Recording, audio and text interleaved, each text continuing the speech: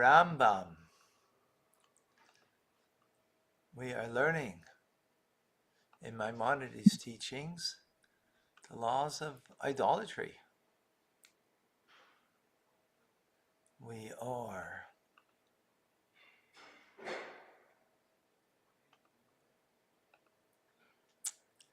chapter 7. Today's learning is in honor of the Yahrzeit, the memory of Shendel Bas Nochum. May Neshama have an Aliyah go from strength to strength. Amen. Thank you, Rabbi. God bless. Okay, so in chapter 7, the first halacha, it is a positive commandment to destroy false deities, all their accessories, not just a deity, but any accessory, and everything that is made for their purposes. As it says in the verse, you shall surely destroy all the places where non-Jews, Gentiles, serve their gods. And as is implied by, rather, you should do to them and tear down their altars. In Eretz Israel, in the land of Israel, the mitzvah requires us to hunt after idol worship until it is eradicated from our entire land. Right? So we have an obligation to get rid of it in the land of Israel. Should be no idolatry there, no paganism, and so on. Right? In the diaspora, however, we're not required to hunt after it. Rather, whenever we conquer a place, we must destroy all the false deities contained within it. Right? So if there was a place outside of Israel that was conquered by the Jewish people, so then they have an obligation to destroy false deities. The source for this distinction is in Deuteronomy. It says, and you shall destroy their name from their places, implying that you're obligated to hunt false deities in the land of Israel, but you're not obligated to do so in the diaspora. From this place, sorry. You're right. In this place you have to, but not in another place, right? So what's this place? Obviously the land of Israel, because that's the land where the land of the Jewish people. Okay, halacha number 2, it's forbidden to benefit from false deities, their accessories, offerings for them, or anything made for them. Do not bring their abomination to your home. Anyone who derives benefit from any of the above receives 2 measures of lashes, one because of the prohibition, do not bring an abomination, and one because of prohibition, let nothing which is condemned cling to your hand. So this is talking about a Jew now, who's getting a benefit, right, from something that's a false deity. So, you sell a Buddha and get a benefit from it. That's what we're talking about over here. Halacha number 3, it's forbidden to benefit from an animal which was sacrificed to false deities in its entirety. Even its excrement, its bones, its horns, its hooves, and its hide. You can't have benefit from it. It is forbidden to benefit from it at all. To cite an example, the hide of an animal which is marked by a sign that indicates that it was offered as a sacrifice to false deities, right? It has a round hole in the place where the heart through which the heart is extracted, which was a common practice of idolaters back in the day. It is forbidden to benefit from all of these hides and others of the like. Halacha number 4. Excuse me. What is the difference between an idol belonging to a Gentile, a non-Jew, and one belonging to a Jew? It is forbidden to benefit from the idol belonging to a non-Jew immediately after it is fashioned, as is implied, and you shall burn the sculpture of their gods with fire.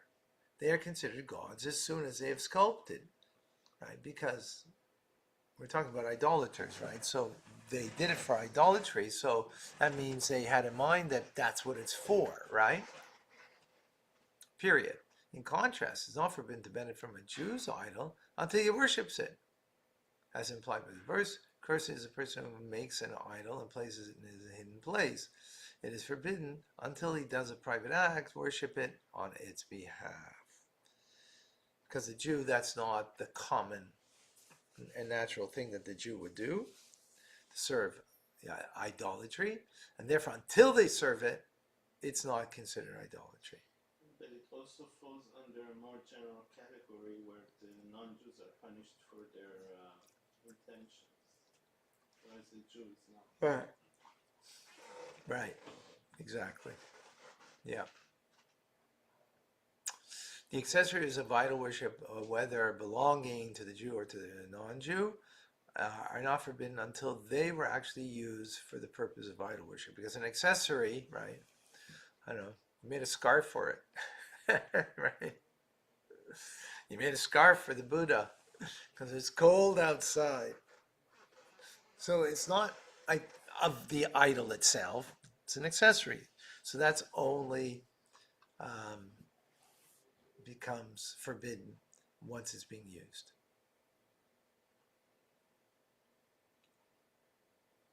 When a person makes an idol for another person, although he receives lashes, his wage is permitted.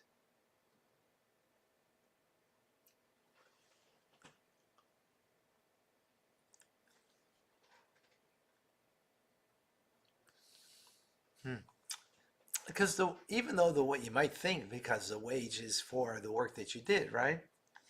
So what you did was forbidden, but the wage, it doesn't translate and cross over to the wage. Therefore, it's permitted. This applies even if he made an idol for non-Jews, and it is therefore forbidden immediately. When the non-Jew gets it right away it's forbidden, because the non-Jew has in mind that it's for paganism.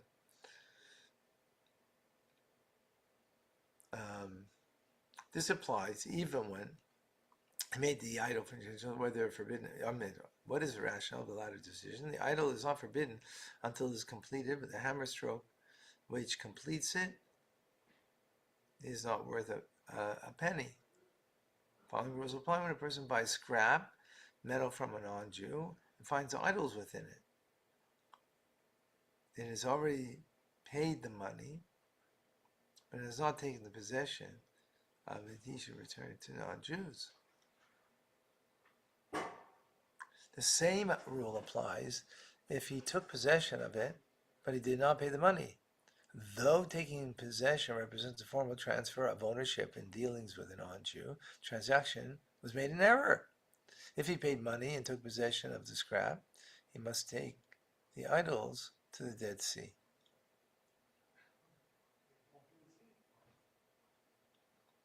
Right, so you made the transaction, you have to get rid of it.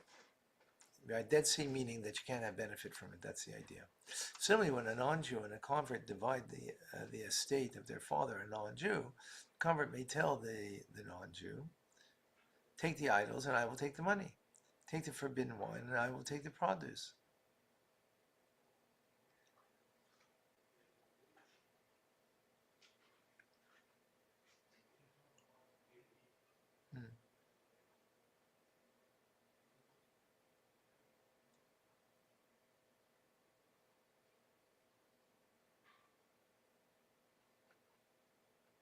Okay.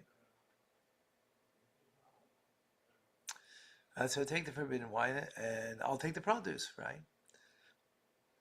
Once idols come into possession of the convert, however, they are forbidden.